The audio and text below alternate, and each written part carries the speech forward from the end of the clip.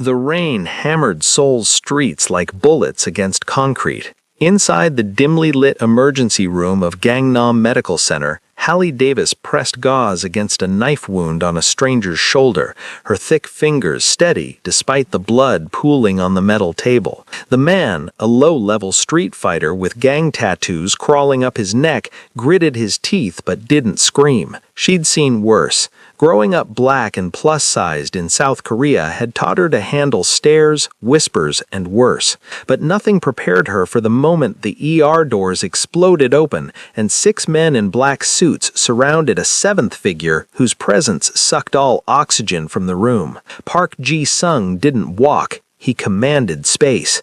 Even bleeding from a gash above his eyebrow, his tailored black coat hanging off one shoulder, he radiated the kind of danger that made seasoned nurses step back. But Hallie didn't move. She finished her current patient's dressing, washed her hands with deliberate calm, and met his eyes, dark, calculating, and now curious. "You're bleeding on my clean floor," she said in perfect Korean, her accent barely noticeable after 3 years in Seoul. His lips twitched. No one spoke to him that way. "Fix it." "Sir, you need to wait."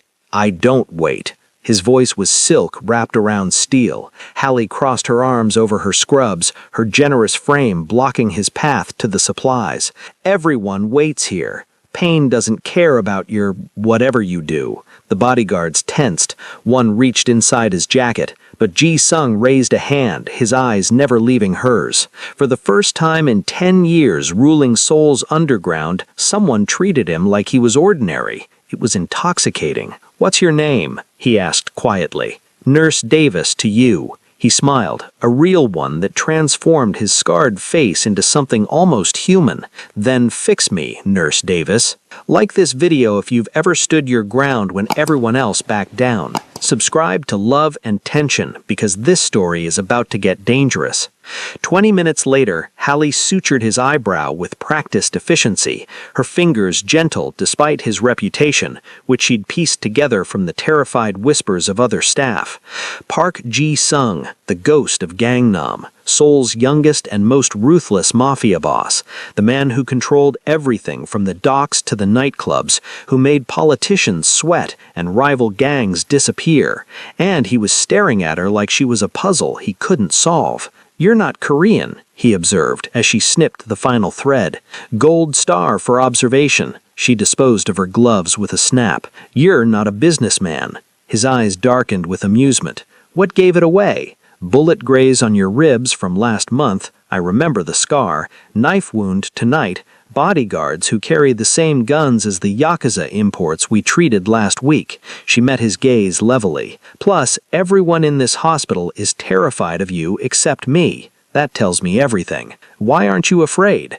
Hallie paused, her hand on the medical cart. The real answer was complicated. Years of surviving her ex-boyfriend's abuse back in Chicago, racist attacks on Seoul's streets, financial desperation that kept her working double shifts. Fear was exhausting, and she'd run out of energy for it. "Because I've survived worse than men who think power makes them special," she said simply. "You'll live. Try not to get stabbed next time." She turned to leave, but his voice stopped her. Lower now, almost vulnerable. "What's your first name?" "Why?" "Because I want to know the name of the only person in Seoul who talks to me like I'm human." Something in his tone made her hesitate.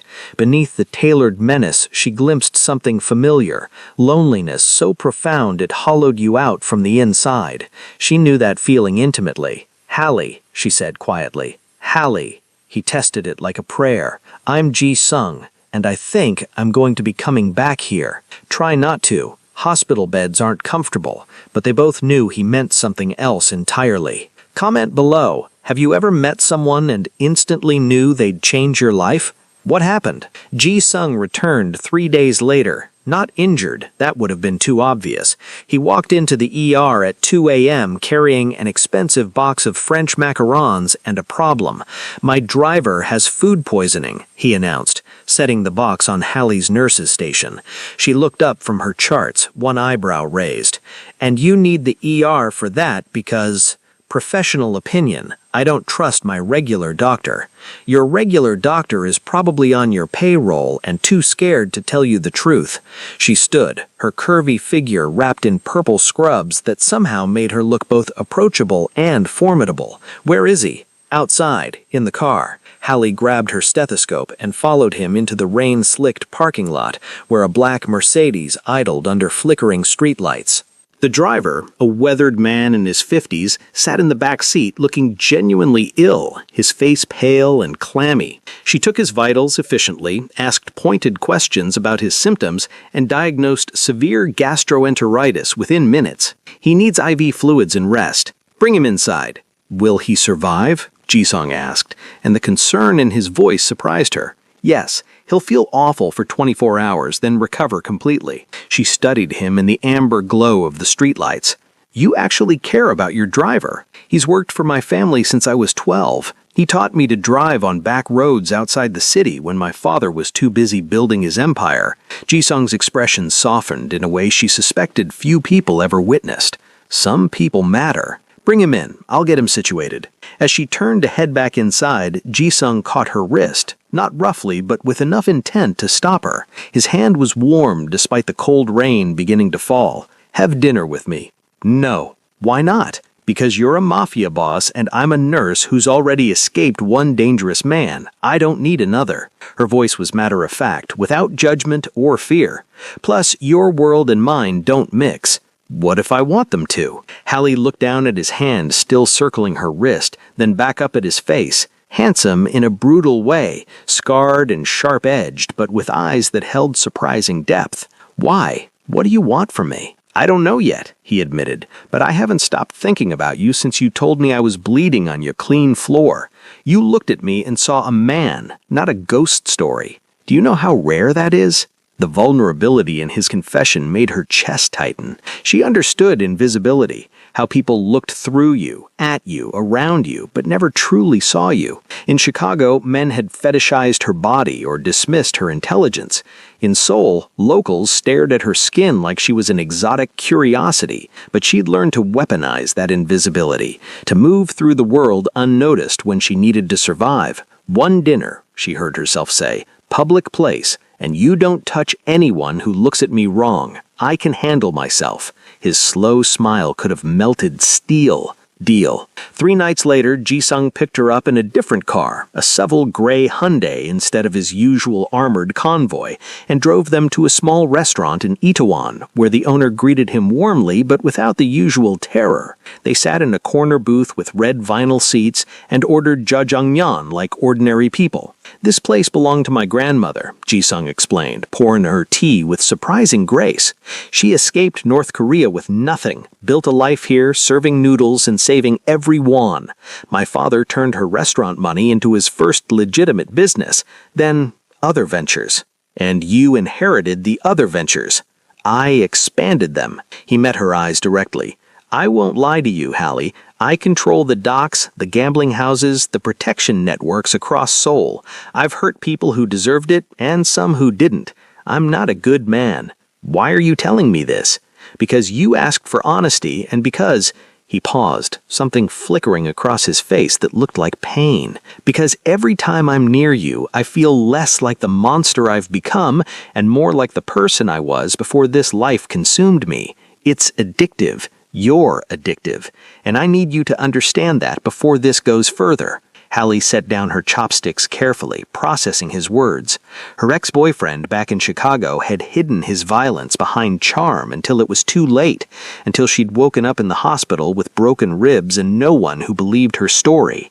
But Jisung was offering transparency, laying his darkness out like cards on a table and giving her the choice to walk away. What happens if I keep seeing you? Enemies will notice. They'll try to use you against me. Your life will become complicated and potentially dangerous. What happens if I walk away? His jaw tightened. I'll have my men watch your building from a distance to make sure you're safe, and I'll never contact you again. You'll live your life and I'll go back to mine. But Hallie, his hand found hers across the table, thumb tracing her knuckles with devastating gentleness. I really don't want you to walk away. The smart choice was obvious. Run, create distance, protect herself from the inevitable chaos that surrounded men like him. But when she looked at Ji-sung, really looked, she saw something that mirrored her own soul. Loneliness, exhaustion from wearing masks, a desperate hunger for someone who understood the weight of surviving in worlds that didn't want you. "I'm not walking away," she said quietly, "but if your enemies come for me, I'm fighting back. I'm not some helpless damsel who freezes when things get dangerous. I've survived too much to become a victim again." His eyes blazed with something fierce and admiring. "I wouldn't want you any other way." They finished their noodles, talking about safer things. Her nursing school journey, his childhood memories of his grandmother's cooking, the strange beauty of Seoul at night. But underneath the casual conversation hummed an electric current of recognition. Two people who'd been invisible in different ways, finally seeing each other completely. When he drove her home, Ji-sung walked her to her apartment building's entrance in the working-class neighborhood of Guro-lu, where neon signs flickered in Korean, English, and Arabic above halal butchers and late-night convenience stores. He didn't comment on the cracked sidewalks, or the elderly woman selling wilted vegetables from a cart didn't make her feel small for living here. "Thank you for tonight," she said at the door. "Thank you for giving me a reason to be someone better." He touched her cheek, barely a whisper of contact, but it burned through her like wildfire. "Sleep well, Hali." She watched him disappear into the gray Hyundai, watched it glide away into Seoul's labyrinth of lights and shadows. Inside her tiny studio apartment, she sat on her second-hand futon and pressed her fingers against her chest where her heart hammered like it was trying to escape. This was dangerous. Not just because of his world, but because she could feel herself falling towards something that terrified her. Genuine connection with someone who had the power to destroy her in ways her ex never could. Not with fists, but with the devastating intimacy of being truly known. Her phone buzzed, a text from an unknown number. "I'm already addicted to you. Sweet dreams. J.S." Hali stared at the message for a long moment, then typed back, "Don't make me regret this." His response came immediately. "I'll try my best, but I'm not used to being good at restraint." She smiled despite herself, set her phone aside, and tried to ignore the voice in her head whispering that this would end badly. Because for the first time since arriving in Seoul, broke and alone, she felt something besides exhaustion and determination. She felt alive. Over the next 2 weeks, Ji-sung wove himself into her life with surprising subtlety. He didn't send flowers to the hospital. Too obvious. Too public. Instead, she found her hospital locker stocked with expensive hand cream after he noticed her chapped knuckles from constant washing. Her elderly neighbor Mrs. Park's overdue rent mysteriously got paid when she was about to be evicted. The drunk businessman who'd cornered Hali outside the convenience store stumbled away looking terrified after a brief phone call. "Stop interfering," she told him during their third dinner at his grandmother's old restaurant. "I'm not interfering. I'm ensuring you can focus on your work without unnecessary stress." Ji-sung, do you know what it's like to have power but no purpose? To control everything except the emptiness inside? Then you walk into my life talking about clean floors and treating me like I'm ordinary, and suddenly I have a reason to be better than the reputation I've built. Let me do this. Let me prove I can protect something good instead of just destroying things. The raw honesty in his confession made her throat tight. She reached across the table and took his hand. Scarred knuckles, calloused palms that had done terrible things, but gentle when they touched her. "I don't need a savior. I've saved myself too many times to count. But if you want to be part of my life, then be part of it. Not as my protector, but as what?" She hesitated, then chose truth. "As someone I'm terrified of caring about, because I know how this story could end." His fingers tightened around hers. "Then let's write a different ending." But even as he said it, Hali saw the shadow cross his face, the knowledge that in his world, different endings were rare and usually written in blood. The first real crack in their careful bubble appeared 3 weeks into whatever they were building. Ji-sung arrived at Halley's apartment at midnight, his usual composed mask fractured by something close to panic. Blood stained his dress shirt, not his blood, she realized immediately from the splatter pattern, and his hands shook when he reached for her. "I need you to listen carefully," he said rough. "A rival group, the Busan faction, led by a man named Takeshi Reeves, they're escalating. Hey, they hit one of my shipments tonight, killed 2 of my men. This is about to become a war, and I need you somewhere safe." Hallie pulled him inside her small apartment, locked the door, and guided him to sit on her futon. "Take off your shirt." "Did you hear what I said?" "I heard you. Take off your shirt so I can check for injuries while you explain what this means." Her nurse's training kicked in, overriding the fear trying to claw up her throat. He obeyed, stripping off the ruined shirt to reveal the muscular torso she'd sutured weeks ago, now unmarred except for old scars. She ran her hands over his ribs, checking for new wounds, her touch clinical but her heart racing. "I'm not hurt," he said quietly, "but they know about you now.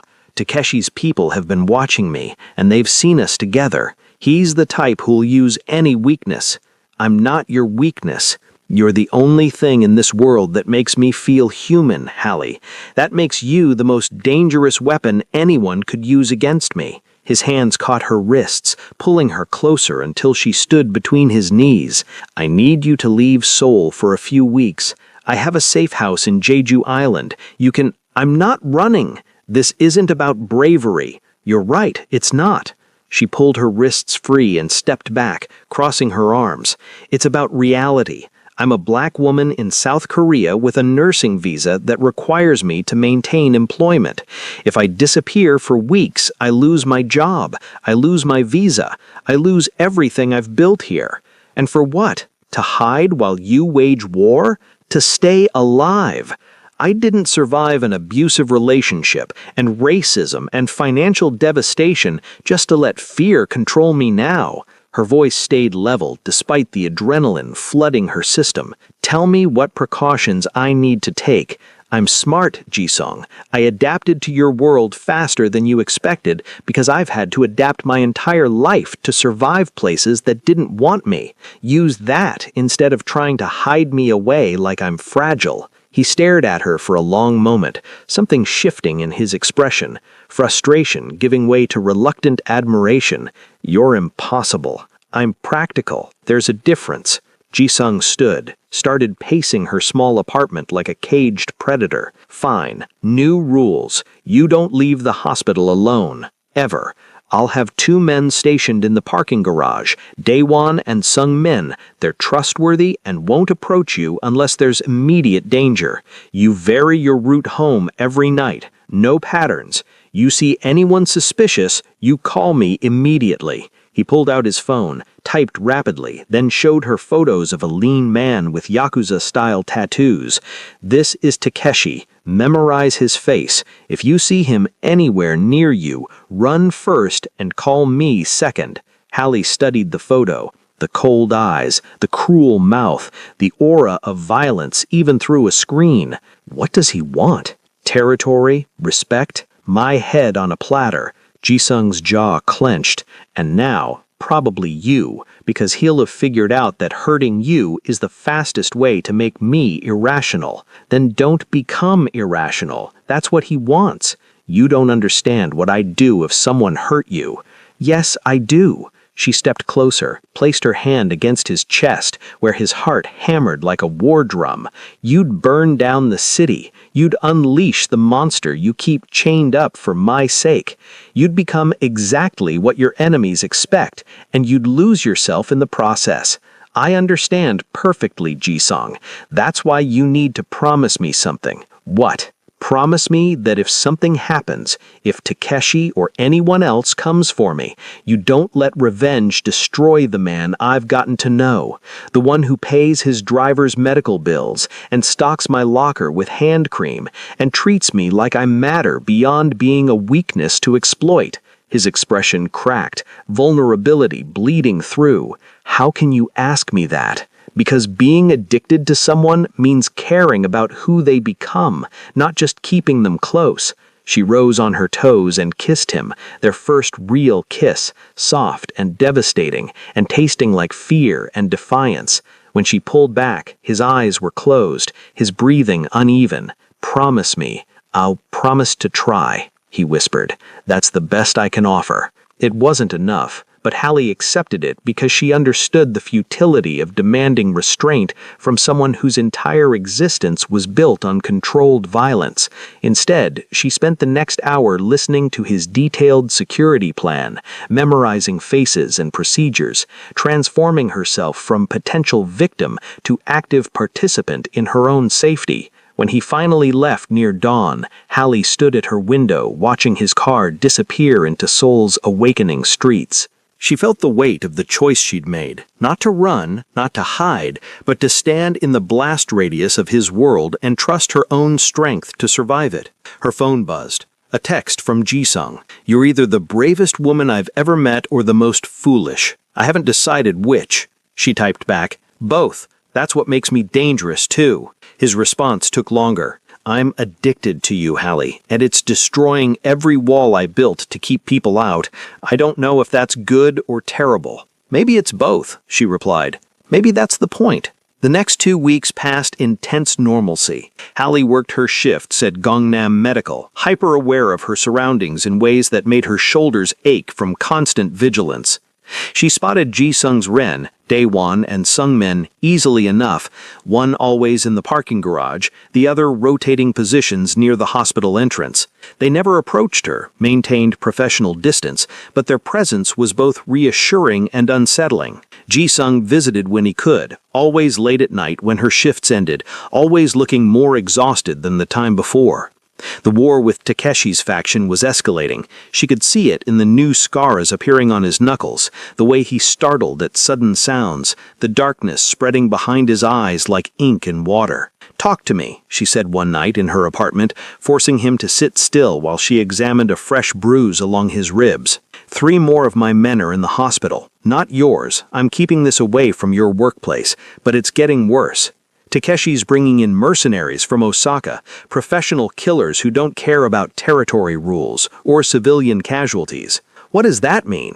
It means this stops being a targeted conflict and starts becoming chaos, random violence, bombings, public attacks designed to terrorize rather than win strategically. His hand found hers, gripped tight. "It means you're not safe anymore, even with precautions. Please, Hallie, let me send you somewhere protected." She wanted to argue, to insist again on her own strength and refusal to run, but she saw something new in his face, not just fear for her, but something deeper and more desperate. He was unraveling, the addiction he'd named consuming him from the inside, as keeping her safe and waging war pulled him in opposite directions. "1 week," she conceded quietly. "Give me 1 week to arrange coverage at the hospital and brief my supervisor. Then I'll go to your safe house in Jeju." "But Ji-sung," she cupped his scarred face between her hands. "You end this war fast and smart, not with the kind of violence that destroys you. Promise me you'll stay human." "I don't know if I can." "Try, for me." He pulled her into his arms, buried his face against her neck, and she felt his shoulders shake with silent intensity. This man who commanded an empire, who made politicians sweat and rivals disappear, was breaking apart because caring about her had given him something to lose. "I'm sorry," he whispered against her skin. "I'm sorry I pulled you into this. I'm sorry I'm too selfish to let you go. I'm sorry." "Stop!" She held him tighter. "I chose this. I chose you. Now we survive it together." But even as she said it, Hallie felt the cold certainty settling in her bones. This wouldn't end with them together. His world and hers were on a collision course, and something would have to shatter for either of them to survive. She just didn't know yet that it would be him. The attack came on her second-to-last shift before leaving for Jeju. Hallie was restocking supplies in the ER's medication room when the lights went out. Not just flickering, but complete blackness that swallowed the hospital's usual humming fluorescence. Emergency generators should have kicked in within seconds. They didn't. Her nurse's training steadied her panic. She felt for her phone, turned on the flashlight, and moved toward the door. That's when she heard the screaming from the main ER floor, followed by gunshots that cracked through the air like thunder. Everything happened in fractured seconds. She flattened against the wall, killed her phone light, controlled her breathing the way she'd learned after her ex's attacks. Slow inhales through the nose, exhales through pursed lips, forcing her heart rate down. More gunshots, patients screaming, staff shouting in Korean too rapid for her to parse. Then the medication room door burst open and a hand clamped over her mouth, yanking her backward. She started to fight, muscle memory from self-defense classes making her elbow jab backward towards her attacker's ribs. "Don't scream, it's day one," Ji-sung's bodyguard's voice, urgent and low. "We need to move, now." He released her mouth and she spun, seeing his face in the dim emergency lighting that finally flickered to life. Blood streaked his temple. "What's happening?" Takeshi's men. 4 shooters in the ER, 2 more blocking exits. They're looking for you specifically. Someone betrayed the boss's security rotation. He grabbed her wrist, started pulling her toward a service exit she'd never noticed. "We have 90 seconds before they search back here. My patients are being evacuated by police. You stay, you die, and the boss loses the only thing keeping him human. Move." Hallie's mind raced through options, but Daewon was right. She couldn't help anyone if she was dead. She ran. They burst through the service exit into the hospital's loading dock area, where Sung men waited beside an unmarked van with the engine running.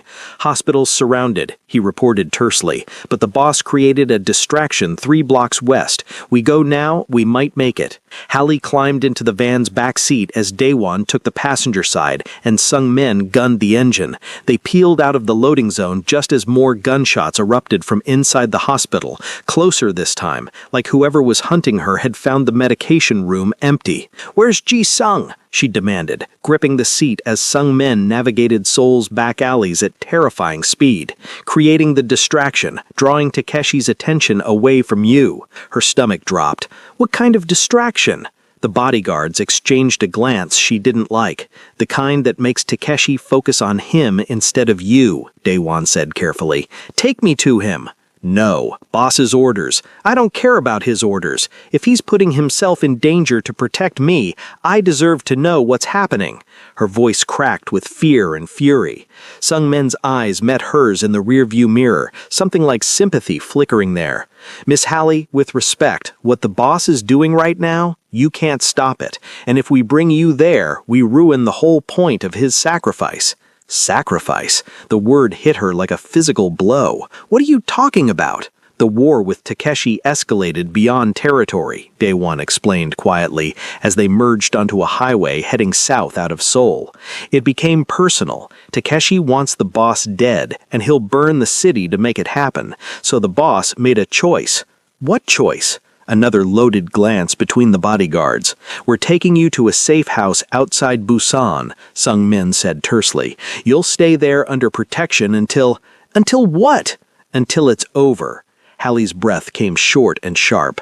She understood subtext, had survived too many dangerous situations not to read between lines. Ji-sung was ending this war tonight, one way or another, and he'd sent her away so she wouldn't have to witness whatever he planned to become. "Turn this van around." "We can't." "Turn it around or I'll jump out at the next stoplight." "Miss Hallie." Daewon twisted in his seat, his expression pained. "The boss told us if you fought, if you demanded to go back, we should give you this." He handed her a sealed envelope, expensive paper that smelled faintly of Ji-sung's cologne, cedar and smoke and something darker. Her hands shook as she opened it. Inside, his handwriting, sharp and elegant. "Hallie, if you're reading this, you know I've sent you away. You're angry. You feel betrayed. You think I'm treating you like a damsel instead of the strong woman you are. You're right to feel all of that. But understand this. Every moment with you has been the best and worst thing that ever happened to me. Best because you saw me as human when everyone else saw a monster. Worst because I fell so deeply addicted to you that I lost my edge, made mistakes, let my guard down in ways that put you in danger. I'm destroying myself trying to keep you safe while waging war. I can't do both. so I'm making a choice you'll hate but will eventually understand. By the time you read this, I'll have met with Takeshi under a flag of truce. I'm offering him everything, my territory, my operations, my surrender, in exchange for your safety. He thinks he's won. That's what I need him to think. But Hallie, there's no such thing as surrender in my world. There's only the appearance of it, long enough to position the knife at your enemy's throat. This ends tonight, one way or another. Either I walk away having neutralized the threat to you, or I don't walk away at all. I need you to survive. I need you to go back to nursing, to helping people, to being the light in a dark world. You asked me to promise I'd stay human. I can't keep that promise while fighting this war. But I can make sure my last act protects the one person who made me feel human. I'm addicted to you, and it's destroying me. So I'm destroying everything else first. My empire, my reputation, maybe my life, to make sure you get to keep yours. Don't come back to Seoul. Use the account information in the second envelope, Daewon has it, to start over wherever you want. America, Europe, Japan, anywhere but here. Build the life you deserve. I'm sorry I fell in love with you. I'm sorry I'm not strong enough to be what you need. I'm sorry this is how our story ends. But I'm not sorry I met you. You saved me in ways you'll never fully understand. Be brave, be brilliant, be free. Jisung. P.S. Don't mourn me. I was dead long before you came into my life. You just made me feel alive for a little while. That's enough. Hallie's vision blurred as tears streamed down her face, hot and furious and devastating. When did he meet with Takeshi? 20 minutes ago, Daewon said softly, at an old warehouse by the Han River. By now, it's already... The van's radio crackled, cutting him off. A news report in rapid Korean, but Hallie caught enough words to freeze her blood. Explosion, warehouse, casualties, Park Ji-sung, presumed dead. No! The word ripped from her throat. No! No! No! Miss Hallie, Sungmin's voice broke. I'm sorry. The boss planned this. He rigged the warehouse before the meeting. Takeshi and his top people are dead. But so is... You don't know that. Bodies. Did they find bodies? The blast was too intense. They won't find identifiable remains. Which meant maybe, possibly, hopefully, he's not dead, Hallie said fiercely. He's too smart for that. This is a trick, a play to make Takeshi's remaining people think they've won. He's alive somewhere, hiding until it's safe to... But even as she said it, she saw the truth in the bodyguards' faces.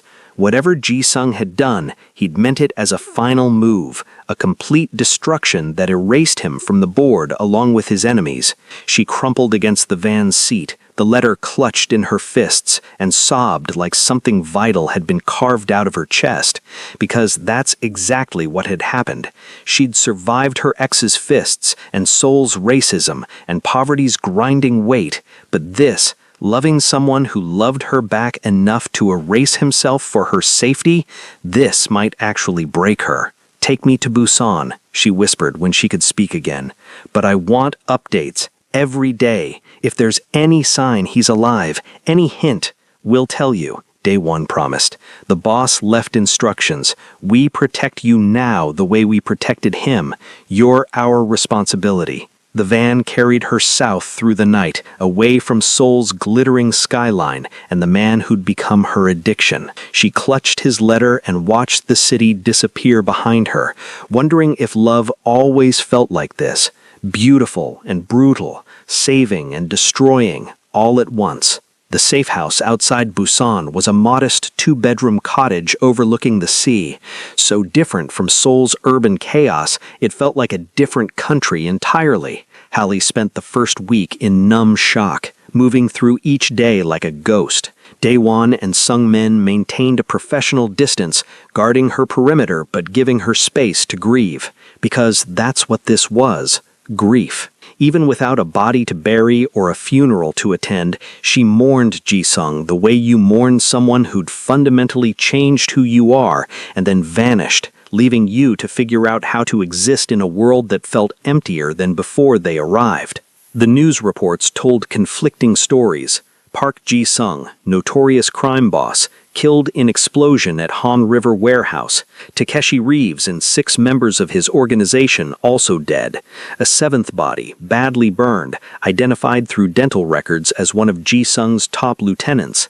Police investigations ongoing. Speculation about power vacuums and potential gang wars erupting across Seoul, but no confirmed death for Ji-sung himself. No body, just absence. He planned this perfectly, Hallie told Sung-min on day 8, standing on the cottage's small porch, watching fishing boats dot the horizon. Fake his death, eliminate his enemies, force me away so I'd be safe. Smart, efficient, completely controlling. He loved you, Sung-min offered quietly. Love doesn't trap people in choices they didn't make. Love doesn't make unilateral decisions about someone else's future. She turned to face him, her eyes red-rimmed but clear. I told him I wasn't his weakness. I told him we'd survive this together, and he didn't trust me enough to let me help. With respect, Miss Hallie, there was no way to survive together. Not with Takeshi's escalation. The boss chose the only path that kept you alive. By dying himself? Maybe. Or by disappearing so completely no one can use you against him ever again. Sung-min's expression was carefully neutral. If the boss is alive somewhere, he's living as someone else entirely. New identity, new life, no connection to Seoul or his empire. That's the only way the sacrifice works. Holly's chest constricted. So, even if he's alive, he's gone? Is that what you're saying? I'm saying the Park Ji-sung you knew doesn't exist anymore. Whether he's dead or reborn as someone new, the result is the same for you. You move forward. You build the life he wanted you to have. It was the truth she'd been avoiding, but hearing it spoken aloud made it real in a way that hollowed her out. Ji-sung had loved her enough to erase himself from existence, either literally through death or figuratively through complete reinvention. Either way, she'd lost him. What am I supposed to do with that? She whispered. Sung-min hesitated, then spoke with unusual gentleness. Live, Miss Hallie. Live fully and bravely the way you already were before you met him. Honor his sacrifice by becoming everything he saw in you. The brilliant nurse, the strong woman, the person who survived impossible things. That's what he wanted. That's why he did this. In the second envelope Day One had given her, Holly found documentation for a bank account in her name containing enough money to start over anywhere in the world. Not an obscene amount that would draw attention, but enough for several years of financial security. There was also a new passport, her real information but expedited processing, and contact details for immigration lawyers in 3 countries. The practical preparations of a man who'd thought of everything except giving her a choice. She spent another week in the cottage, processing the anger and grief in waves that left her exhausted. But slowly, like dawn breaking over the ocean, she felt something else emerging, a fierce determination not to let his sacrifice define her entire existence. He'd wanted her to be free. Fine, she'd be free in ways that honored her own strength, not just his protection. On day 16, Holly called the hospital in Seoul. Her supervisor, relieved she was safe after the attack, offered her a leave of absence, but Holly surprised herself by resigning instead. I'm starting over, she explained. Somewhere new, but thank you for everything. She researched nursing positions in 3 countries, applied to programs that intrigued her, and started learning basic Japanese during her morning coffee on the porch. If she was rebuilding, she'd rebuild on her own terms, not running from Ji-sung's world, but actively choosing something better. Daewon and Sung-min received orders from somewhere, they never revealed who issued them, to continue guarding her until she was settled in her new location. The boss's final instruction: make sure you're safe before we disappear too. Where will you go? Wherever we're needed next. The organization still exists, just under new leadership. We'll serve, protect, continue. It's what we do. Will you tell me if you hear anything? About him? The bodyguards exchanged their signature glance. If there's anything to tell, you'll be the first to know. It wasn't a promise, but it was something. Holly accepted it. If you've made it this far, comment below. Would you want someone to sacrifice everything for you, or would you rather fight together regardless of the outcome? Subscribe to Love and Tension for more stories that tear your heart apart. 3 months after the explosion, Holly boarded a flight to Vancouver, Canada. She'd accepted a position at a community health clinic serving immigrants and refugees, work that aligned with her values and utilized her experience surviving between cultures. She made friends cautiously, dated no one, and built a life that felt authentic even though it was shaped around a missing piece. But late at night, when the city quieted and rain pattered against her apartment windows, she'd pull out Ji-sung's letter and read it again. The paper had softened from handling, his words etched into her memory, but she needed the physical connection, proof that what they'd shared had been real, even if it ended in his complete disappearance. "I'm addicted to you, and it's destroying me." She understood now. Loving him had changed her irrevocably, made her question every assumption about strength and safety and survival. She'd wanted to fight beside him, to prove love could coexist with danger, but he'd believed the only way to save her was to remove himself entirely from her life. Maybe he'd been right. Maybe together they would have destroyed each other in spectacular fashion, dragging each other down until nothing remained but casualties and regret. His sacrifice, brutal as it was, had given her the chance to become someone she'd never imagined. Not just surviving, but thriving beyond the constraints of fear and scarcity. But God, it hurt. It hurt in ways that made her ribs ache and her throat close when she wasn't careful. It hurt knowing someone had loved her enough to erase himself, had trusted her strength enough to leave her alone with his absence. 6 months after arriving in Vancouver, Hallie was working a late shift at the clinic when a patient arrived with a knife wound. Superficial but needing sutures. He was Korean, early 40s, with workers' calluses and nervous eyes. As she cleaned the wound, he spoke in heavily accented English. "Thank you, nurse. You very kind. It's my job." "How did this happen?" "Accident. Working late. Slip with knife." The lie was obvious, but she didn't push. As she sutured, the man studied her face with an intensity that made her uncomfortable. "You are Hallie? Hallie Davis?" Her hands froze. "How do you know my name?" "A friend, long time ago. He say if I ever in trouble, find you. Say you best person, strong heart." The man's eyes welled with tears. "He say you save him, make him human again, even for short time." Hallie's breath caught. "Who? Who told you this?" "Cannot say name, too dangerous, but he want you know." The man reached into his pocket with his uninjured hand and pulled out a small object wrapped in cloth. "He want you have this. Say it all he can give now." She unwrapped the cloth with trembling fingers and found a small wooden carving, intricate and beautiful, a crane in flight, traditional Korean artistry, the size of her palm. On the base, carved in English letters, "Be Free, J.S." When did he give you this?" 2 weeks ago, in Seoul. He different now, different face, different name, but same eyes, same sad eyes. The man's voice dropped to a whisper. "He watch you sometimes. Make sure you okay. Make sure his sacrifice worth it." Hallie's vision blurred. "He's alive, and not alive. He die to save you. Man now is shadow, ghost, but he see you thrive, and he know he choose right." The patient stood carefully, his sutures complete.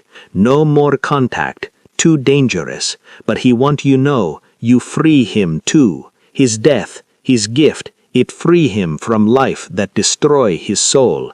You both free now." Before she could respond, the man slipped out of the clinic and disappeared into Vancouver's rainy night, leaving her standing in the examination room clutching a wooden crane and crying silent tears that tasted like salt and revelation and bittersweet relief. He was alive.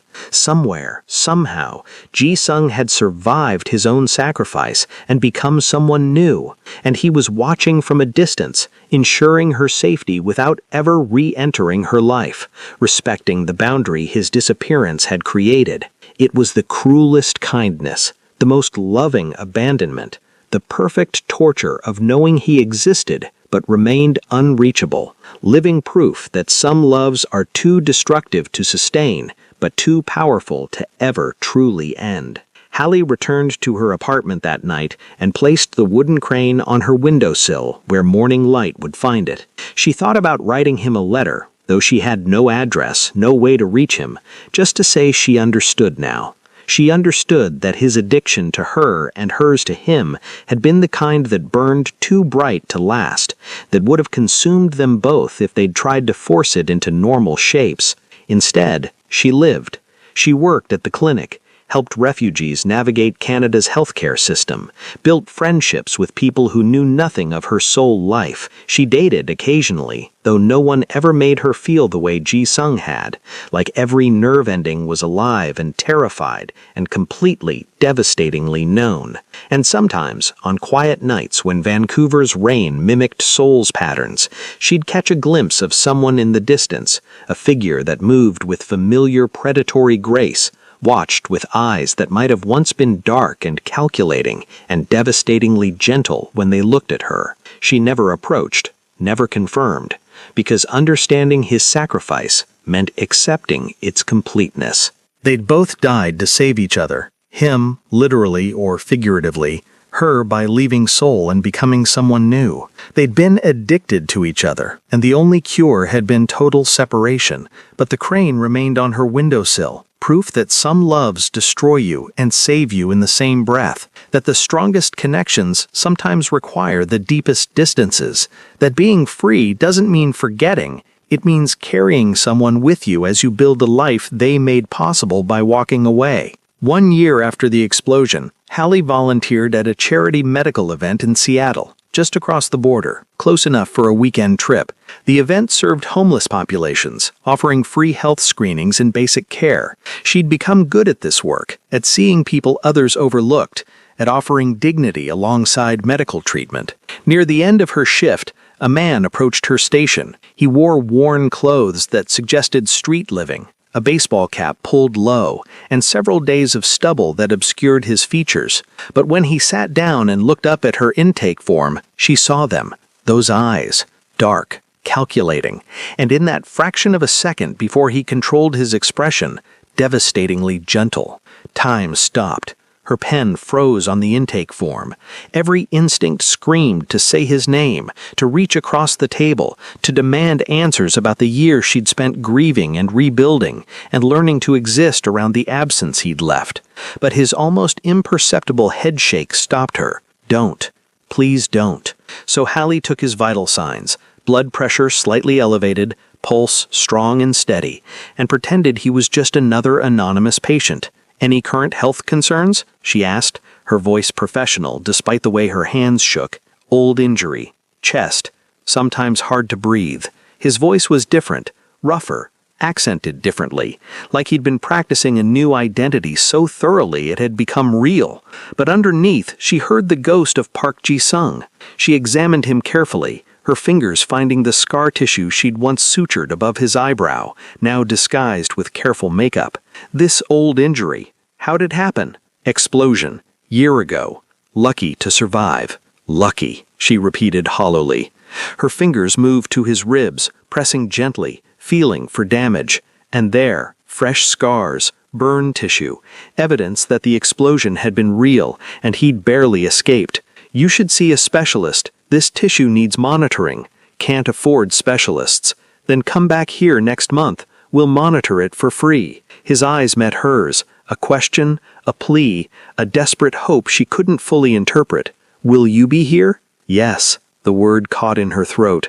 "I'll be here." They stayed frozen in that moment, two people who'd loved each other into mutual destruction, who'd died and been reborn into separate lives, now facing each other across an impossible divide. She wanted to scream at him, wanted to kiss him, wanted to demand why he'd chosen this living death instead of trusting they could survive together. But she saw the answer in his face. The scars weren't just physical. Whatever had happened in that warehouse, whatever he'd done to eliminate Takeshi and fake his death, had broken something fundamental. He'd become the monster he'd always feared, crossed lines he couldn't uncross. And his sacrifice wasn't just about her safety, it was about protecting her from what he'd become.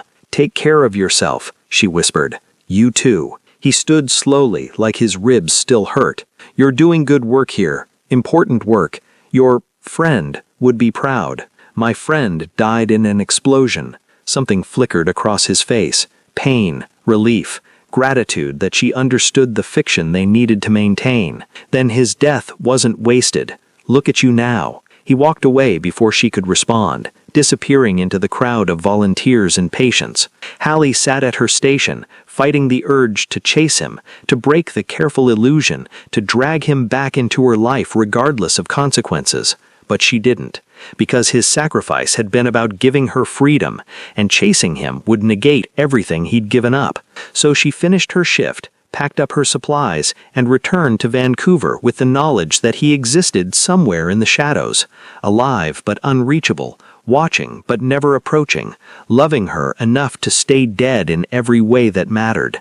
That night, she found a note tucked into her medical bag, his handwriting, that distinctive sharp elegance she'd memorized from his letter. "Seeing you thrive makes everything worth it. Stay brilliant, stay free, forget me." The ghost.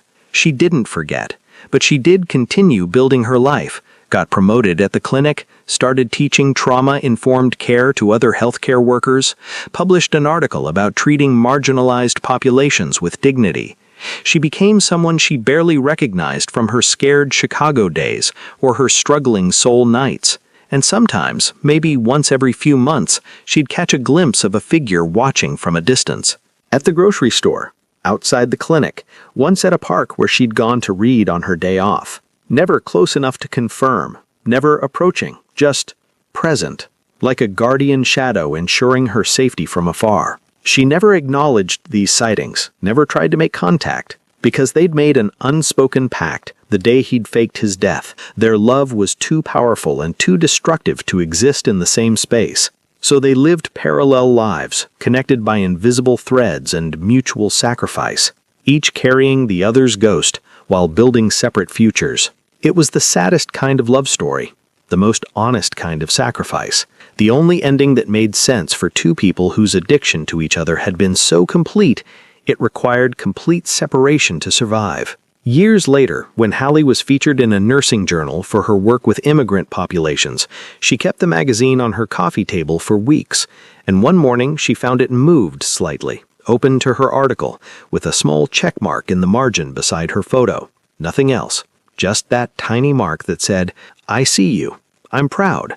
I still love you from the shadows." She never found out how he'd gotten into her apartment, never caught him on any security footage, but the message was clear. Park Ji-sung, or whoever he'd become, was still out there, still watching, still protecting, still destroyed by his addiction to her, but managing it through distance and silence, and the occasional ghost-like reminder that love doesn't always mean being together. It means wanting the other person to flourish, even if you can't witness it up close. Final question for you. Is a love that destroys itself to save both people still love, or is it the most profound sacrifice? Drop your thoughts in the comments. And if this story made you feel something, anger, sadness, understanding, frustration, share it with someone who needs to hear about complicated love that chooses freedom over possession.